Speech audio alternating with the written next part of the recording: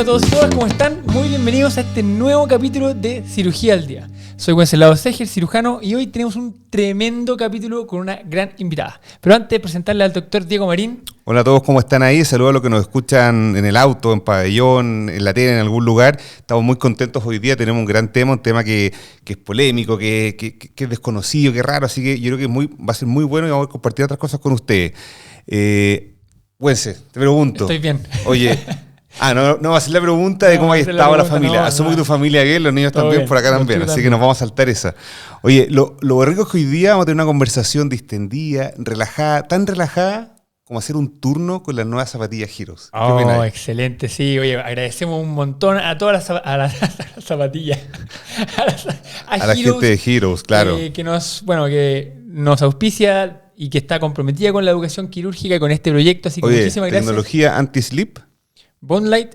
Hydrotec, también resistente al agua, a las manchas, a la sangre, a lo que pueda caer en un pabellón. Así que buen aporte para un día de cirugía. Y si hay otra cosa, ¿qué puede ser más esencial que un bisturí en la mañana antes de entrar al pabellón? No, para comenzar la cirugía no se me ocurre. Un café pocuense, pero un café de la base endomática que nos acompaña día a día en este podcast, nos alimenta, nos nutre y nos mantiene despiertos en estas conversaciones tan activas y entretenidas. Así es, muchísimas gracias. Y también agradecemos a la Sociedad Chilena de Cirugía por este acompañamiento y este auspicio desde el comienzo del video podcast. Bueno, hoy el tema es muy interesante. Para dar un contexto, en el último censo había casi 45.000 personas que se identificaban como trans acá en Chile. Casi 60.000 se llama a la gente que se considera como no binario, y desde la ley de identidad de género mucha gente ha ido cambiando su nombre y accediendo entonces a nuevas formas de adecuar esta incongruencia entre el género, y en ese rol nosotros como cirujanos parece que entramos ahí, o sea, hay un rol que podemos cumplir. Para eso hoy día tenemos invitada a la doctora Montserrat Fontbona. Ella es médico, voy a leer porque es muy largo el currículum, médico, cirujana general y cirujana plástica de la Chile, past president de la Sociedad Chilena de Cirugía Plástica, jefa actualmente del Servicio de Cirugía Plástica del Hospital Militar de Santiago, jefa del programa de cirugía plástica en la Universidad de los Andes, representante nacional de la Sociedad Mundial de Cirugía Plástica y Estética y socia cofundadora actualmente de Clínica Áurea. Así que estamos muy contentos para hablar de este tema tan relevante y tan importante con una persona que es actualmente podríamos considerar experta en el tema del área quirúrgica. Así que, doctora Fontbona, bienvenida a nuestro podcast. ¿Cómo está? Muchísimas gracias por acompañarnos. ¿Estuvo bien la introducción? No, ¿me faltó algún título? Podríamos haber seguido largo rato, pero ya era dejamos un par de past fuera, porque ya era mucho, sí. Bueno, lo primero es agradecerle a los dos esta invitación. Me siento muy honrada y muy orgullosa de estar aquí presente, sobre todo porque los conozco a los dos, como dicen, desde potrillos. Sí, he visto su carrera desde el punto de vista técnico, profesional y también humano. Y ver que son actualmente tremendos cirujanos, sentir que de alguna manera, cuando pasaron por el hospital militar, contribuí un poquitito tal vez a lo que son actualmente. Mucho. Y verlos que además de lo que es técnico, de lo que es personal, tengan la generosidad también de compartir lo que ustedes saben con otras personas, que creo que es la manera en que uno crece. Así que súper orgullosa, muy contenta de estar acá y feliz de contarles un poco más de lo que por eso le invitamos. Salimos nosotros ensalzados. Bueno, yo contaba un poquito el contexto de por qué hicimos este capítulo, en el fondo el número de personas trans en Chile, el tema de la ley de adecuación de género y cómo esto ha ido evolucionando en los últimos años, porque usted ha sido un tema en el cual ha dedicado gran parte de su labor como cirujana plástica, ¿verdad? La adecuación de género o la afirmación de género. Cuéntenos un poquito en qué consiste eso y cómo es que usted llegó finalmente a entrar a este mundo y dedicarse y tener actualmente un N elevado de pacientes. ¿Cómo fue ese camino? Porque asumo que fue algo entre accidental, fortuito. Bueno, lo primero es que yo soy cirujana plástica hace 20 años y los pacientes que consultan conmigo para una cirugía de afirmación o adecuación de género llegaron a mi vida hace aproximadamente 10 años. Por lo tanto, son una parte realmente muy importante de mi vida, no solo en el tiempo, sino que también en lo que significa mi dedicación, mi entrega y lo bonito que ha sido construir un mundo con ellos.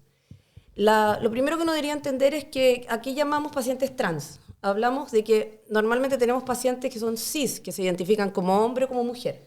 Los pacientes trans no tienen una armonía o congruencia entre lo que ellos son físicamente y cómo ellos se sienten.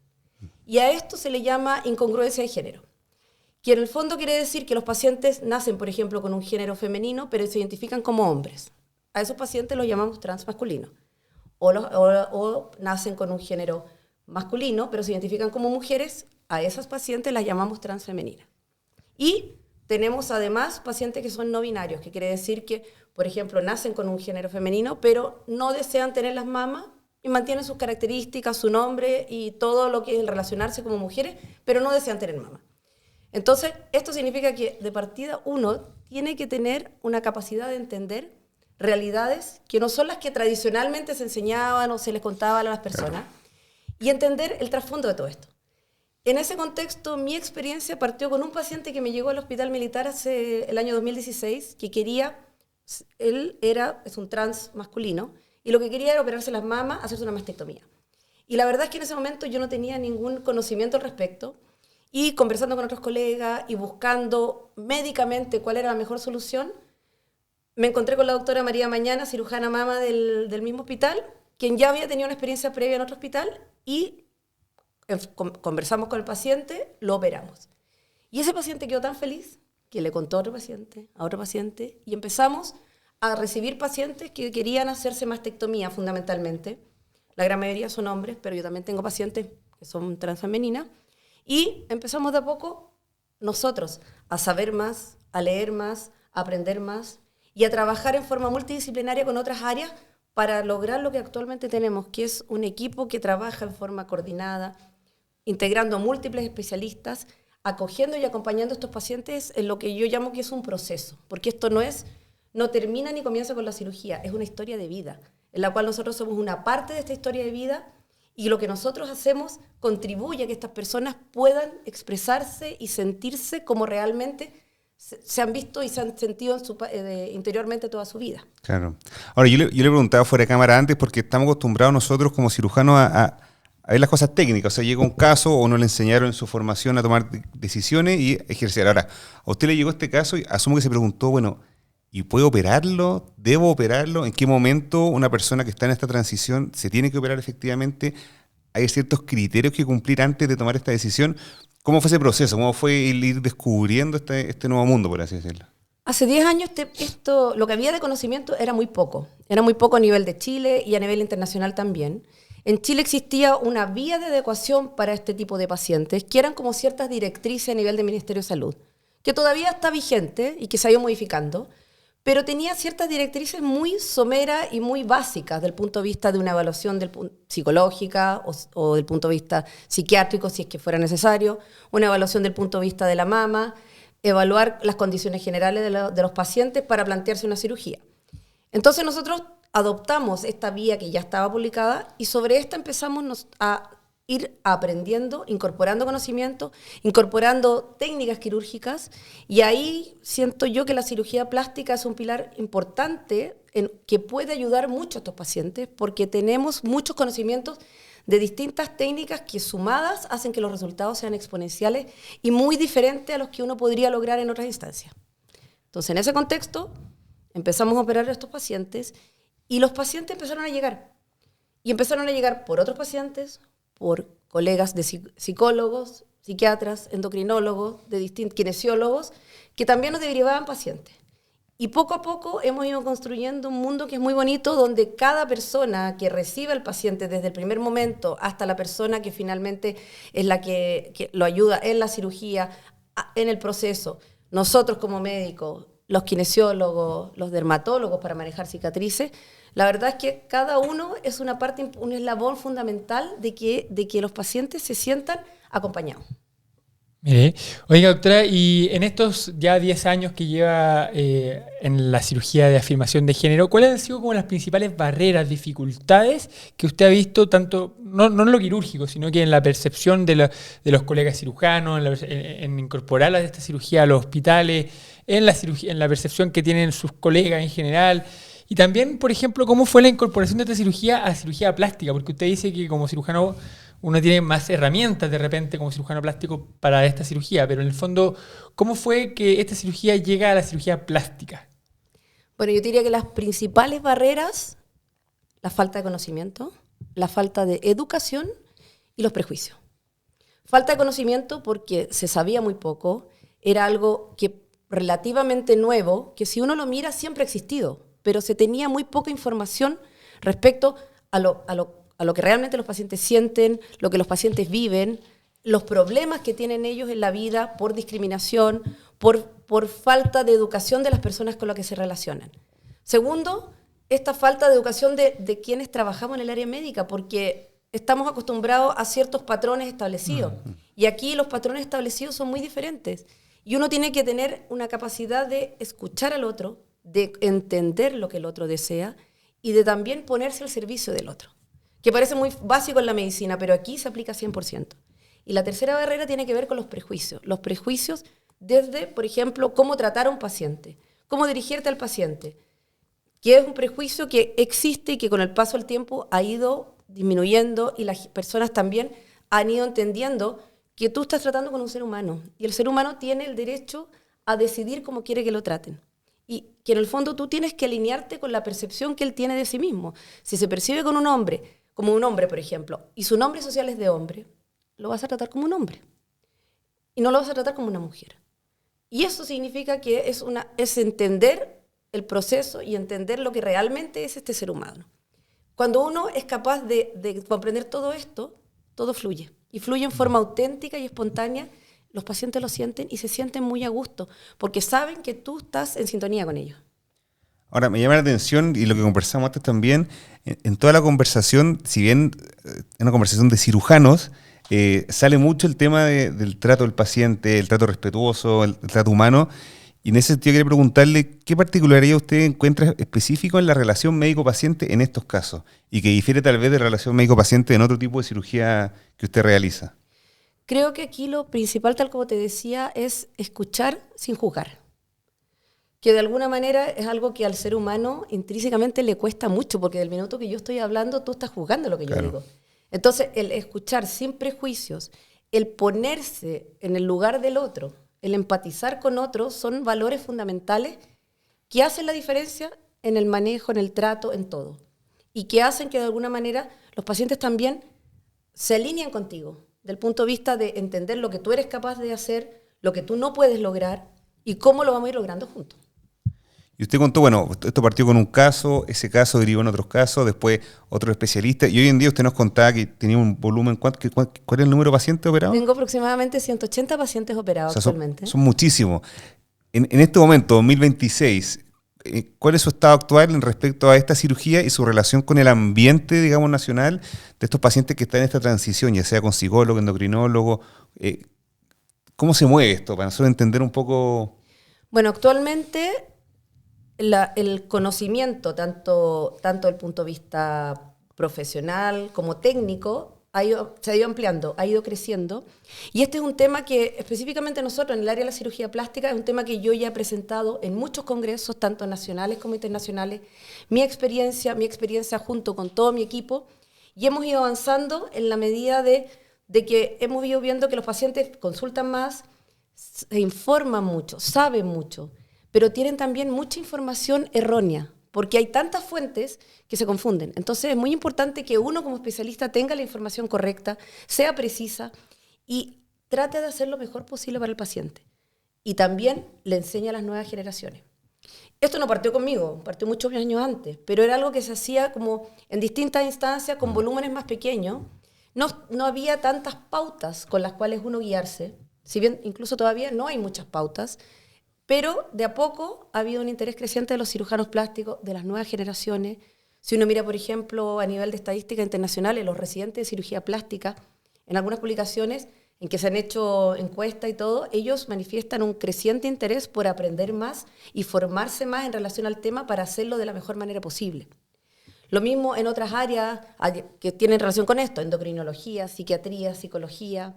Existe una asociación mundial que se dedica específicamente al tema y que da ciertas directrices.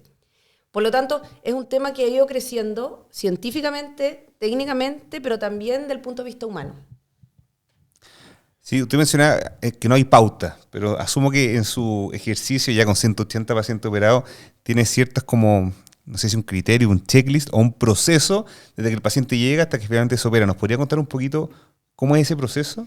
Sí, para mí creo que es como en toda la medicina, nosotros no operamos órganos, operamos personas, operamos seres humanos. Por lo tanto, lo importante y lo primero es tener una imagen completa de la persona.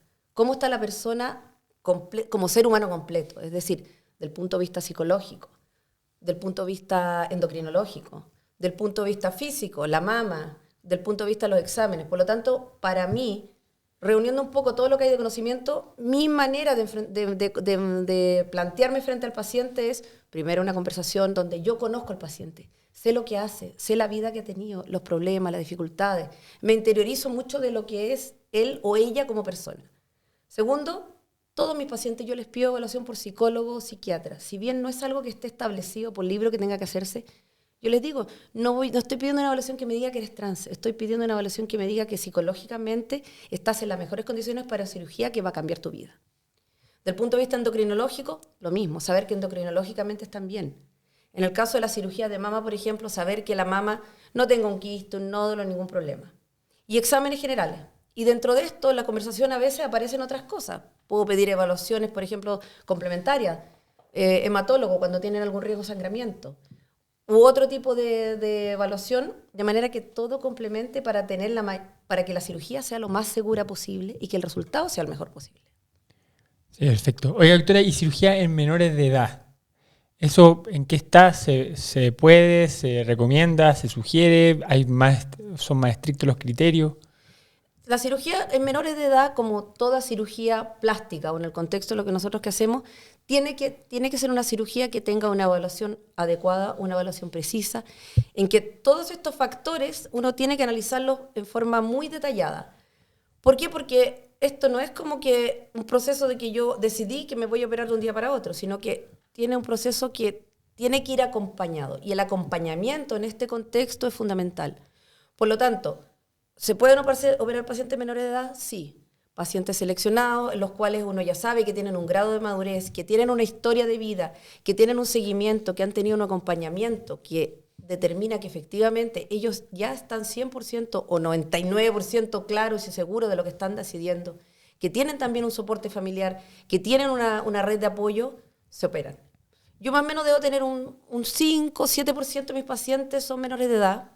En general, mis menores de edad han sido pacientes que están cerca de los 17, 18 años. O sea, son pacientes que ya han tenido una historia en la cual vienen con un manejo muchas veces endocrinológico, un manejo del punto de vista de acompañamiento psicológico, que ha hecho que este es como el momento cúlmine de su vida en donde ellos ya han decidido, efectivamente, sabiendo, lo mismo con el apoyo de toda la red familiar. Por lo tanto, no es una cirugía que se haga de un día para otro. Claro. Hay que considerar ese proceso y es fundamental. Y con respecto a los criterios un poquito preoperatorios, ¿es necesaria la terapia hormonal? La terapia hormonal, cuando uno va a hacer una cirugía de mama, no es necesaria. O sea, hay pacientes que deciden voluntariamente que no quieren tomar hormonas por distintos motivos. Y no es un prerequisito el de estar tomando hormonas para hacerse una cirugía mamaria. En otras áreas, como por ejemplo la cirugía genital, sí es un prerequisito tener al menos un año y medio de tratamiento hormonal, porque tiene que ver cómo se van transformando o se van adaptando los tejidos también. Por lo tanto, ahí sí es necesario. Pero la cirugía de mama no es necesario. Y yo, dentro de mis pacientes, más o menos un 85% están con hormonas, el resto no. Yo creo que pasemos a la parte un poco más técnica, entonces la parte más quirúrgica. Yo tenía una duda antes de ir específicamente a técnica y cosas así, es ¿qué es lo que busca el paciente que está en este proceso de afirmación de género? ¿Qué es lo que comentan ustedes? Lo que quiero es esto, es solamente sacar las mamas, es un tórax que sea masculino. ¿Qué es lo que esperan ellos de esta cirugía? Yo siento que esta cirugía ha tenido una evolución en el transcurso del tiempo y ha tenido una evolución en mí también como cirujana plástica. Y eso va acompañado de lo que los pacientes desean y de las necesidades reales que tienen. Habitualmente los pacientes cuando llegan, vienen porque quieren una mastectomía. En el caso de los hombres, lo que quieren ellos, quieren dejar de ser mujer. ¿Cómo dejas de ser mujer? Sin mamas.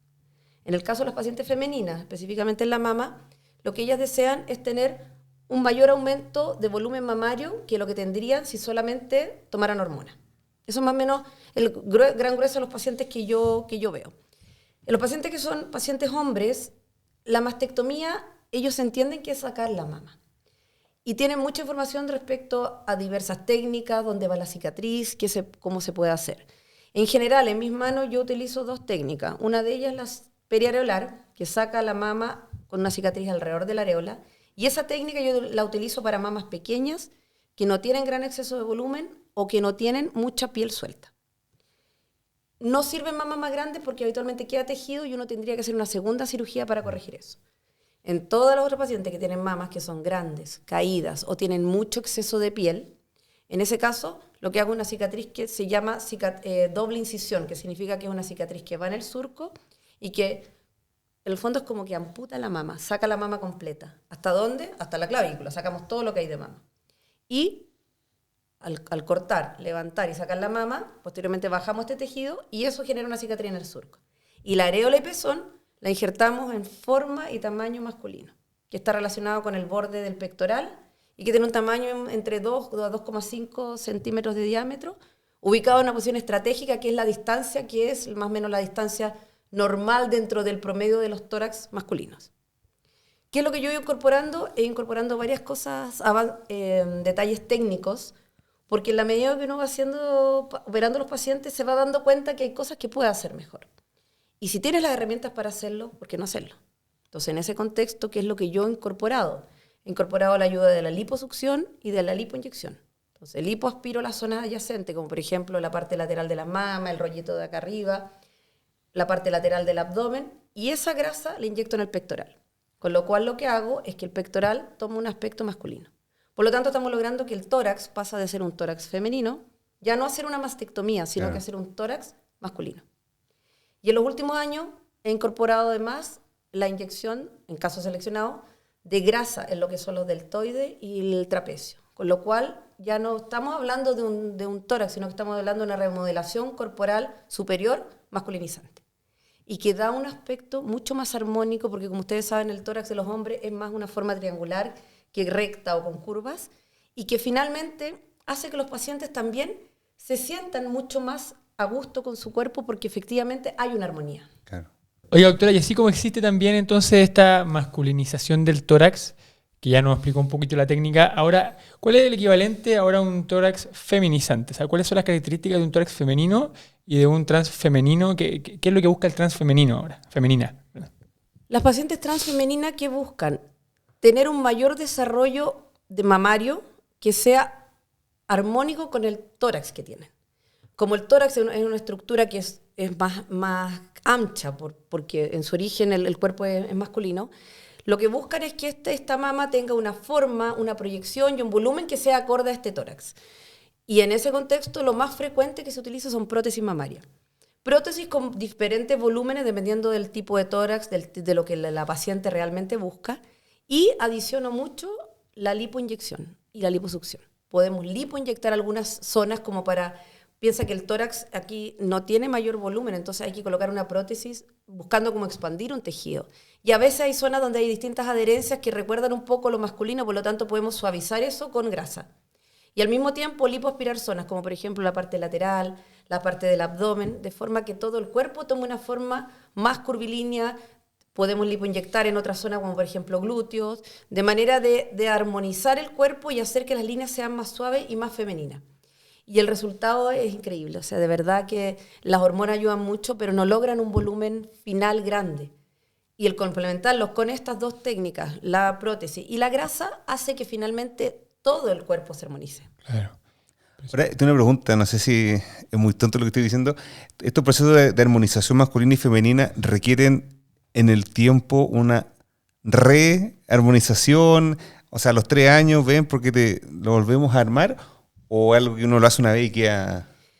Como toda cirugía plástica, si uno se preocupa de mantener el resultado, si uno se preocupa de un estilo de vida apropiado, de mantener el peso, de hacer deporte, el resultado se mantiene. O sea, yo tengo pacientes 8, 10 años y que incluso cuando, para muchos, en el caso de los transmasculinos, retirarse las mamas es la posibilidad de por primera vez hacer deporte, correr, estar en la playa sin polera, o sea, vivir una vida normal. Y cuando yo veo que, y al revés, en el caso de las transfemeninas, es sentirse realmente femenina.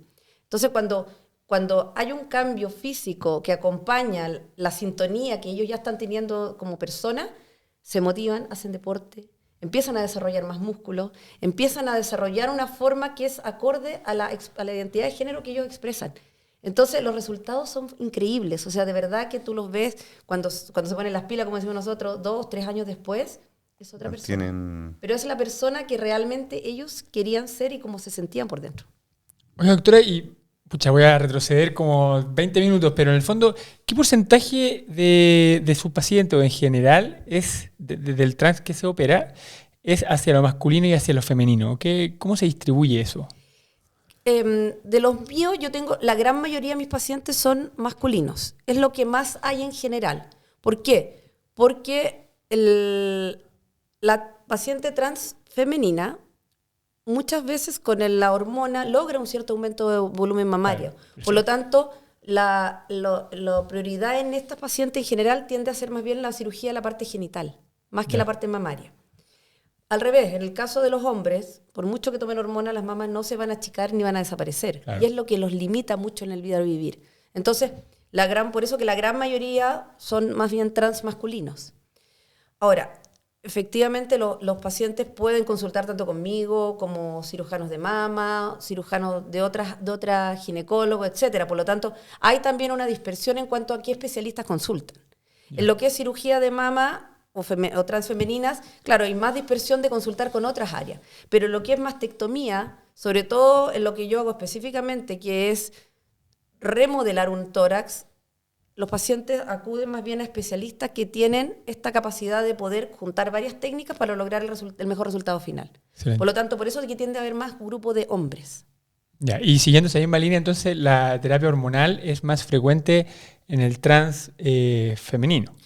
Las transfemeninas, habitualmente, la gran mayoría, si no todas, recurren a terapia hormonal. Claro. Porque va a tener que ver con los cambios en la piel, en las facciones, en muchas otras áreas. O sea, usted decía que el porcentaje promedio era 85%, 80-85%. Entonces, usted ve que ese porcentaje en los transfemeninos se acerca casi al 100%, algo así como... Probablemente el punto de vista hormonal, en los transfemeninos sí, el porcentaje es más alto. Sí, se puede acercar más al 100% dependiendo del acceso que tengan a la hormona. Pero la mayoría de las transfemeninas sí desean, buscan y ven cambios importantes con lo que es la hormona. En los transmasculinos hay muchos que tienen muchas características masculinas per se.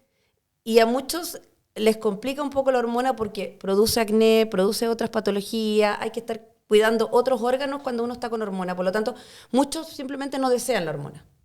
Y otros consideran que no la necesitan. Entonces, las características masculinas a veces están muy definidas por lo que como uno siente que sea masculino. Pero en el caso de las transfemeninas sí, es algo que de rutina hay un tratamiento hormonal, claro, que en general, cuando es bien hecho, el resultado es muy bueno. El gran problema es que en Chile, como el acceso todavía es difícil, hay mucha gente que se automedica. Y en este contexto sí hay mucho paciente que se automedica sin tener ninguna guía al punto de vista hormonal. En relación a eso mismo del acceso, justo iba a preguntar, estas intervenciones... ¿Las cubren los seguros de salud, las ISAPRE, están codificadas? ¿Cómo funciona la parte administrativa? Sí, estas intervenciones las cubren las ISAPRE, FONASA también, dentro del contexto de lo que cubre FONASA, bajo el concepto de que la disforia de género todavía existe como un diagnóstico, como un diagnóstico del punto de vista del DSM-5, ¿sí? Que en el fondo lo que hace es que lo establece dentro de un cierto parámetro de salud mental. Pero esto está virando a ser ya no un tema de salud mental, sino que un tema de salud sexual. Pero mientras exista como codificación, la cirugía se considera como cirugía reparadora. Es como un tratamiento, en el fondo. Es un tratamiento, claro. Por así decirlo. Bien es una condición, no es una patología, pero del momento que está como codificada, eso permite que las ISAPRES reembolsen. Perfecto. Oiga, y una pregunta respecto, porque hemos hablado de todas estas técnicas, resultados y todo. En la cirugía plástica en general, el manejo de las expectativas del paciente es una cosa relevante y difícil. ¿En este tipo de pacientes hay alguna particularidad especial en el manejo de esas expectativas? ¿Es igual como con cualquier otro paciente de cirugía plástica? ¿Hay cosas específicas que usted realiza? A mí esta cirugía me gusta muchísimo, me da mucha satisfacción personal y profesional porque los pacientes son pacientes extremadamente agradecidos. Son pacientes que la han pasado muy mal en su vida. Muchos de ellos han tenido intentos de suicidio. El porcentaje de problemas de salud mental es altísimo. Son pacientes que han sufrido maltrato, han sufrido discriminación, han estado expuestos a prejuicios toda su vida. Y la verdad es que cuando llegan a la cirugía, cuando uno les realiza una cirugía, la felicidad que irradian, el agradecimiento que irradian es muy bonito. De hecho, nosotros siempre comentamos que cuando yo opero a un paciente y lo veo al primer control, descubrimos, sacamos todas las gasas, todo esto, y lo hacemos que se mire al espejo. Y ver la cara de emoción, ver cómo ese paciente se reconoce a sí mismo. Y muchos me han dicho, mira, yo hace años que no me miro al espejo. Yo la verdad es que odiaba mi cuerpo. Yo la verdad es que ahora reconozco a Andrés, el que está aquí al frente. Es tan emocionante y es emocionante para ellos, para los familiares, para mí, para mis TENS, mis kinesiólogas, todos los que estamos en ese momento, es como que te embarga una emoción que es como que realmente vuelves a la esencia por la cual eres médico, para ayudar a otros a sentirse bien consigo mismo y con su cuerpo. Entonces, en ese sentido, a diferencia de otras cosas que hacemos en cirugía plástica, estos pacientes son extremadamente agradecidos, son pacientes que como le han pasado tan mal en la vida, el acogerlos y acompañarlos hace una diferencia notoria en todo lo que han vivido. Y que más aún tú tengas las herramientas técnicas, profesionales, y que además los acojas, te hace sentir muy bien a ti, como en tu misión de médico, y muy bien a ellos, porque por primera vez alguien está acompañándolos en algo que ha sido un proceso toda la vida. Sí, bueno. Bueno, en el mensaje que nos dejó en el Instagram de la doctora Fontbuena, que después podemos compartirlo, hay varios testimonios, ¿verdad?, de pacientes que han tenido esta experiencia, si a alguien le interesa ir a verlo desde su propia fuente. ¿Hay alguna contraindicación a esta cirugía? ¿Algún caso que te he dicho, no te puedo operar? Yo te diría que no hay una contraindicación per se, pero sí es importante que el paciente haya vivido un proceso.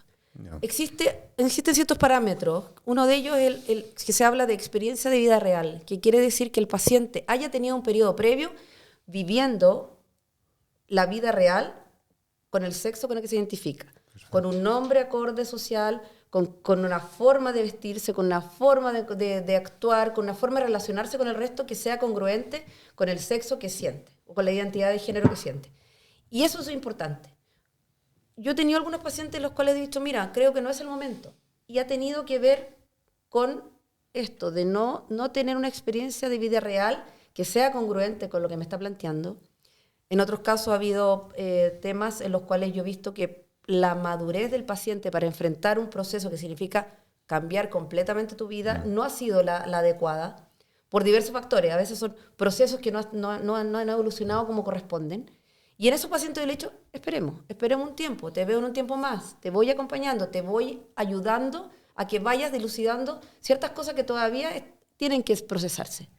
Entonces, más que una contraindicación per se, es el hecho de que este proceso tiene varias etapas que se tienen que ir cumpliendo. Clarísimo. ¿Y hay descrito en la literatura o en su propia serie o algo que se hable, por ejemplo, alguna tasa de como reconversión de género? O sea, como paciente, no sé, como que se arrepentido, por así decirlo, no sé cuál es el término. La literatura dice que un 1% de los pacientes podrían arrepentirse. Pero en general, yo no tengo ninguno. Y todo el mundo puede arrepentirse. Claro. O sea, en ese sentido, es algo que puede pasar. Pero por eso que esto tiene que ser un proceso donde va un acompañamiento con psicólogo, con endocrinólogo, con todos los especialistas, de manera que cuando ya llegamos al proceso de la cirugía, los pacientes no tienen ninguna duda de qué es lo que ellos desean. Y están muy seguros y la mayoría de los pacientes llevan muchos años seguros de que esto es lo que ellos quieren. Por lo tanto, si bien existe y está descrito, va muy de la mano de cómo es el acompañamiento de todo este proceso. ¿Y en Chile existe alguna como sociedad médica que aborde estos casos? Que reúna, por ejemplo, a los cirujanos plásticos, los de mama, endocrinólogos. ¿Existe alguna donde se junten? En Chile no existe una sociedad como esta sociedad mundial, pero sí, en los últimos años, los que nos dedicamos desde distintas áreas, nos hemos ido relacionando más estrechamente en cursos, en simposios, en congresos, donde donde se muestra cada uno del punto de vista de los conocimientos endocrinológicos, desde el punto de vista de los conocimientos psicológicos, cirugía plástica, cirugía de mama, kinesiología. Y eso también se ha ido incorporando, por ejemplo, en la Sociedad Chilena de Cirugía Plástica se incorporó a los congresos una seccional donde se habla de cirugía transgénero. Lo mismo que ocurre en distintas partes del mundo. A nivel internacional, la Federación Ibero-Latinoamericana de Cirugía Plástica, de la cual yo también soy miembro, creó el año pasado un comité de cirugía transgénero, al cual me invitaron y soy parte actualmente de ese comité, que es la primera iniciativa que hay aquí. Y en la Sociedad Mundial de Estética también existe un comité de seguridad, del cual yo también fui jefa del comité de seguridad hace unos años.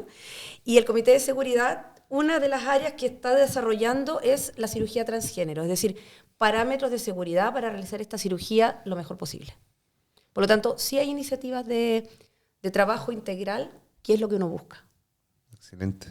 Oye, doctora, yo voy a salpicar un poquito y salpicando todo el rato con las preguntas, pero en el fondo, siguiendo con la parte más técnica, así como usted habló muy bien de toda la armonización del tórax en el contexto de la afirmación de género, me imagino que esto no es solamente el tórax, si bien el tórax es el primer paso en general porque es lo más notorio y lo que usted dice, que en el fondo el paciente quiere sentirse del género en que se representa. Pero también me imagino que en la parte de la cara, en la parte facial, también deben haber algunas estrategias para feminizar o masculinizar. Entonces, ¿cuáles serían los pilares para la cirugía, para la remodelación facial en un trans femenino y masculino? Bueno, lo primero es entender que la cara femenina es muy distinta a la cara masculina desde el punto de vista óseo. Y ese tal vez es el punto clave en relación a lo que tiene que ver con la cirugía en estos pacientes. En el caso de las mujeres transfemeninas, nos encontramos con una estructura de huesos que es masculina. Tenemos una barra orbitaria que es más prominente, tenemos una frente que es más prominente también, tenemos una nariz con ciertas características, tenemos un ángulo de la mandíbula y un mentón que tiene una característica más cuadrada y más ancha. Entonces, mucha de la cirugía va abocada a suavizar y remodelar todas estas prominencias, hacerlas más suaves y hacer que lo que es muy angulado sea más ovalado o más suave o más sutil. Entonces, mucha cirugía va por el lado de cirugía ósea, que son cirugías que logran cambios impactantes, que son cirugías largas, que necesitan de un experto para poder lograr el resultado que sea armónico y no transformar una cara en algo que no es. Claro. Y esos son cirujanos plásticos, perdón, también. Cirujanos plásticos, cirujanos maxilofaciales. En el hospital militar, yo trabajo en mi equipo de cirugía plástica con el doctor Juan Pablo Sorolla, que es experto en lo que es cirugía craneofacial, y él tiene una estadística y resultados maravillosos en lo que es cirugía feminizante, que es una cirugía que hay que hacerla con cariño, con dedicación y poniendo todas las herramientas que tú tengas técnicas para hacer eso. La nariz es una nariz que tiene que tener ciertas características, que sea femenina, el ángulo, la elevación, la definición. En el caso de los hombres, en general los hombres buscan menos la cirugía masculinizante de cara, pero sí uno puede hacer cosas con tratamientos no quirúrgicos y tratamientos quirúrgicos. En lo no quirúrgico, ¿qué podemos hacer? Podemos colocar rellenos que den definición de la mandíbula, del mentón, que hagan que los pómulos se vean más anchos. Podemos masculinizar ciertos aspectos específicos en ciertas zonas que dan proyecciones distintas o caras más anguladas que se ven más masculinas. Yeah. En general, a mí los pacientes trans masculinos me consultan más por lo que es mama, pero cuando consultan por cara es dar un poquito más de esta definición angulada. Y en muchos, solamente con relleno o bioestimuladores, uno logra resultados que son muy bonitos. Cirugía facial en hombres es menos frecuente, pero sí ocurre. En otra parte del mundo hay cirugías que están más desarrolladas. Por ejemplo, eliminar la manzana dada en el caso de las transfemeninas, que es una cirugía que se puede hacer desde el mentón, acceder y rebajar estos huesos. Entonces, hay varias cosas que se pueden hacer. Hay cirugía también, por ejemplo, de las cuerdas vocales, que acá en Chile hay algunos especialistas que se dedican a eso. Estoy pensando en un cambio de voz. Como en cambio de voz. Entonces, son distintas cosas que probablemente no son la prioridad número uno, pero sí que en el fondo se están desarrollando y hay cada vez más expertos en el área que tienen muy buenos resultados y que todo esto va complementando. ¿Y en la cirugía masculinizante la barba también juega un rol importante? Por ejemplo, ¿hay injerto de pelo en la barba? Se puede hacer injerto de pelo. La barba en general no prende tanto, lo mismo que, por ejemplo, las cejas. Pero no es algo que los pacientes busquen. En general, buscan más quitar un poco los rasgos femeninos. Perfecto.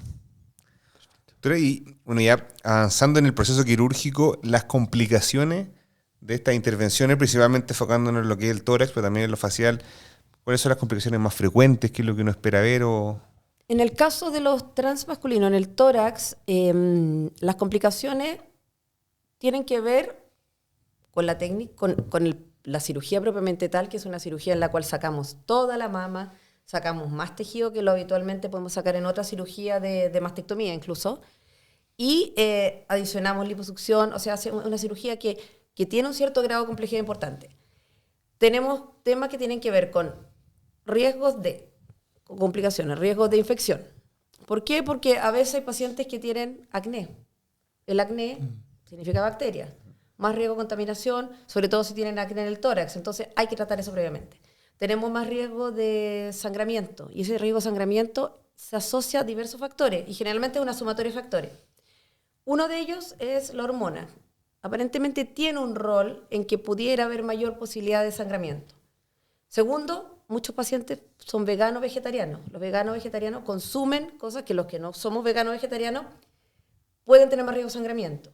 Por otra parte, tienen más riesgo, más problemas de cicatrización porque dejan de consumir proteínas que tienen que ver con la cicatrización.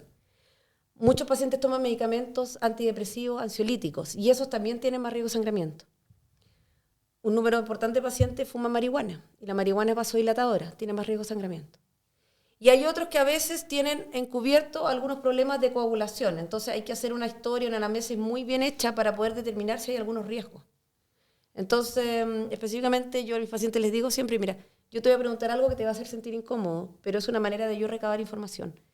Cuando tú menstruabas, ¿cuánto te duraba la menstruación y cuánto sangrabas? Y he encontrado pacientes en los cuales he encontrado trastornos hematológicos que los hemos mandado al hematólogo, nos ha dejado los medicamentos específicos y con eso los hemos operado sin ningún problema.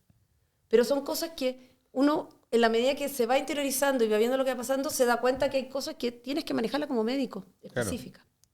¿Y generalmente están hospitalizados un día, se van al día siguiente? Habitualmente se operan, se quedan una noche, al día siguiente se dan de alta.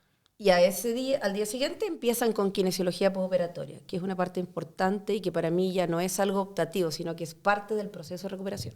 Y cuéntanos un poquito entonces del postoperatorio. Entonces, kinesiología es un pilar importante, manejo de las cicatrices, porque usted también en todo esto que usted dice, en el fondo se perpetúa el manejo de la cicatriz, que es más dificultosa en los pacientes con todas las características que mencionó. Claro, otro de los eventuales riesgos y complicaciones es la cicatrización patológica. Hacer cicatrices gruesas que se levantan, que se llaman hipertróficas, o que se salen de los márgenes y crecen como un tumor de piel. Y a esas cicatrices las llamamos queloides. La hormona masculina tiene más riesgo de hacer queloides, que es lo que vemos a nivel internacional con todos los que nos dedicamos al tema, que hay más frecuencia de queloides. Por lo tanto, como estos pacientes se colocan la hormona cada ciertos meses, tratamos de espaciar un poco el que se coloque la hormona en un mes, al mes siguiente se opere, en el otro mes la hormona. Y lo que yo he adicionado hace aproximadamente unos 4 años es un protocolo que tenemos en nuestra clínica Aurea que se llama Laser Assisted Scar Healing, que es cicatrización asistida por láser. ¿Qué es lo que hace el láser? Va acompañando la evolución de la cicatriz desde el primer momento. De manera que a las 3 semanas que sacamos los puntos, los pacientes se hacen un láser en la cicatriz hecho por dermatóloga experta, repiten el procedimiento el mes y un mes después. ¿Qué vamos haciendo? Que si la cicatriz se levanta, la vamos aplanando. Que si la cicatriz está roja o tiene mucha vascularización, apagamos eso. Entonces vamos adelantándonos al proceso para disminuir el riesgo en queloide. Y tiene muy buenos resultados. ¿Por qué? Porque a veces estos pacientes se operan, el primer mes no tienen ningún problema, el segundo nada, y el tercer mes aparece el queloide. Claro. Entonces estamos llegando antes de que se produzca el queloide. Y mencionó también la kinesiología como un rol fundamental en el postoperatorio inmediato. ¿En qué consiste eso? La kinesiología es algo que se ha incorporado a la cirugía plástica en los últimos años como algo parte del proceso quirúrgico.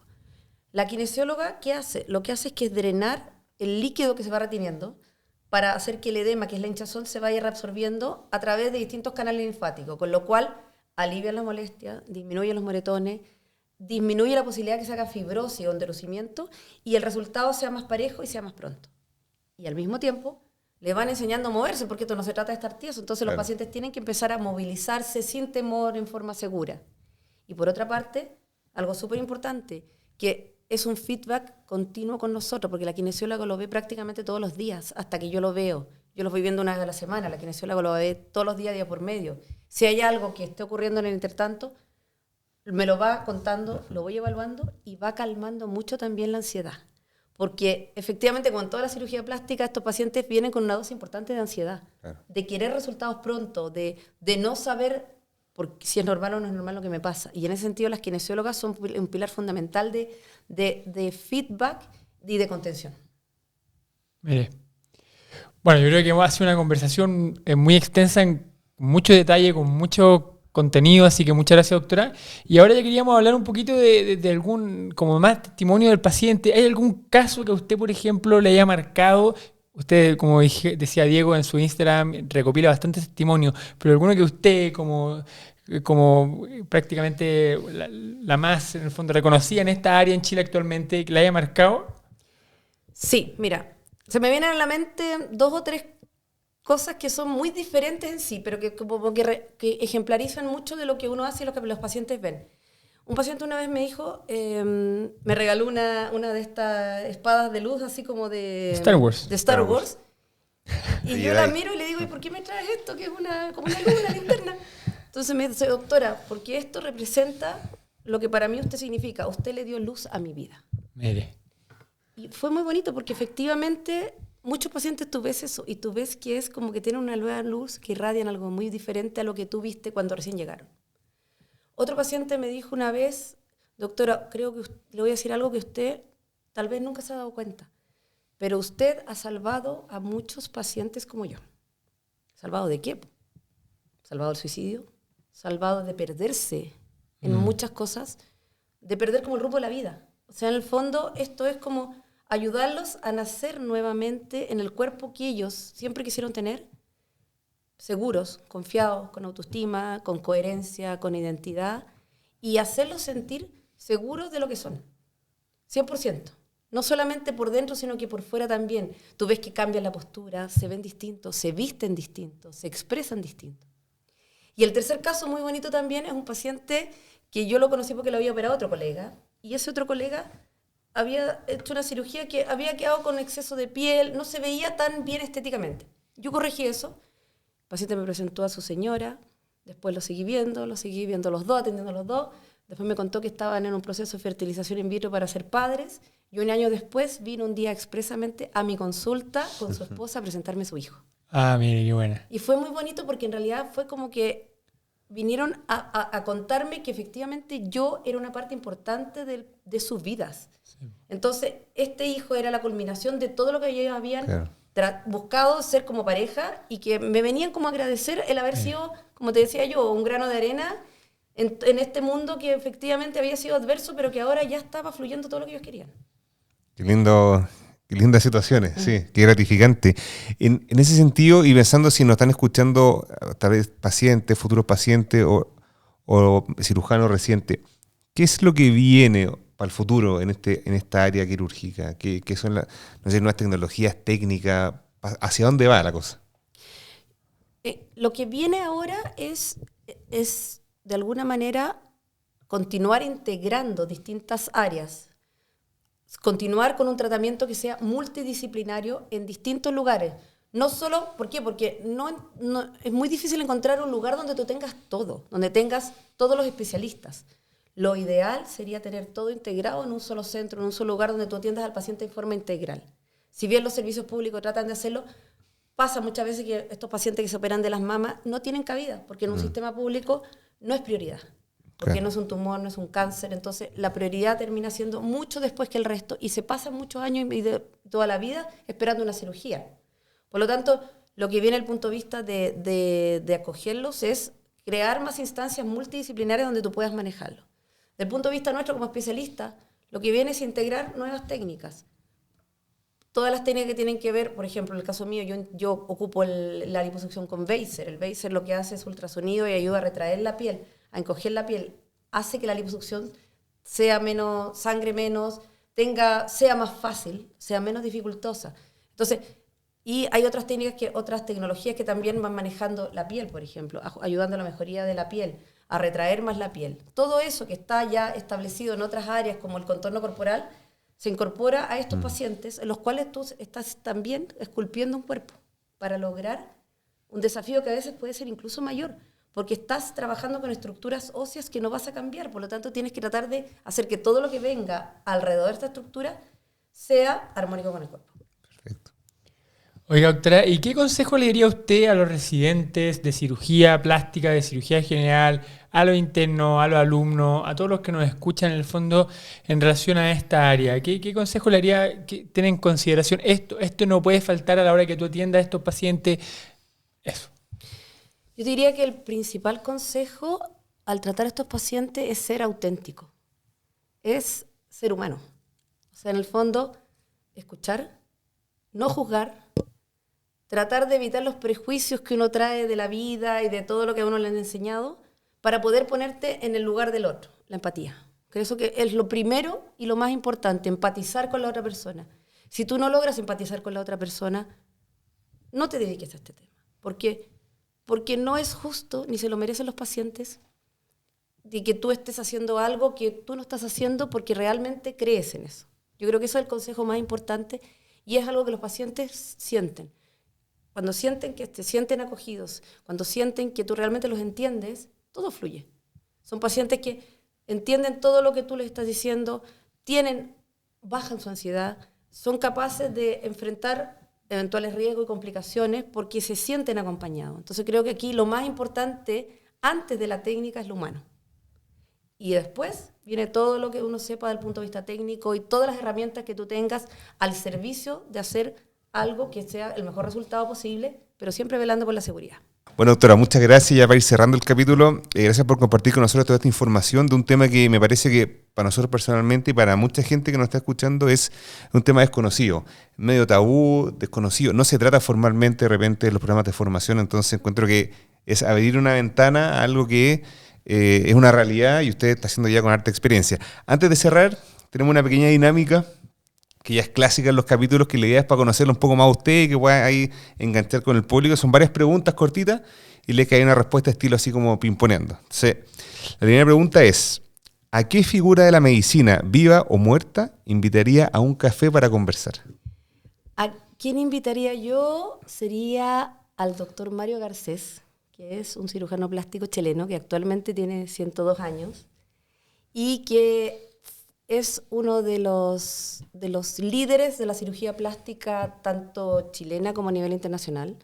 Él desarrolló todo lo que es el centro de quemados de la Posta Central, creó el triage para los quemados, para poder determinar la posibilidad de fallecer o de salvarse en función de ciertos parámetros que él mismo estuvo revisando y estudiando. El índice de Garcés. El índice de Garcés, exactamente. Y él es profesor de muchísimas generaciones, cirujano plástico del Barros Luco. Hasta hace no muchos años él seguía yendo al hospital a enseñar, a mostrarte lo que él sabía. Y es una persona de una capacidad de entrega única que como que ha trascendido generaciones y es como el ejemplo más grande que tenemos nosotros del desarrollo que propició el desarrollo de la cirugía plástica en Chile. En lo personal, yo tuve la oportunidad de estar con él en el hospital de Barros Luco. Ha seguido un poco siendo un referente para mí. Cuando yo era presidenta de la Sociedad Chilena de Cirugía Plástica, lo nombramos presidente honorario. Me escribió una carta muy bonita en que, si bien uno piensa que a veces las personas cuando no están en el medio directo no saben lo que uno hace, pero me contaba él que había seguido mi trayectoria, que estaba muy orgulloso de lo que yo había hecho, de lo que yo había logrado. Entonces, es una persona con quien ya estamos en contacto para juntarnos y almorzar, un almuerzo rico donde podamos contrarrestar diferentes visiones, pero al mismo tiempo visiones en común. Y creo que es algo que es muy bonito de juntarse con personas que están cerca. No pensar en personas que estén lejos o en otra vida, sino que aprovechar esa instancia con la gente que uno tiene cerca, la gente que está viva, la gente que está vigente, la gente que en el fondo ha hecho cosas bonitas y que es importante saber la esencia de esas personas, mantenerla viva. Bueno, doctora, yo la comprometo a que en ese almuerzo usted invite al doctor Garcés a tomarse un café con nosotros en este podcast y ojalá vamos a tenerlo en un nuevo capítulo porque me parece interesantísimo el personaje y demasiado relevante para para la cirugía nacional, así que la comprometo con esa Así tarea.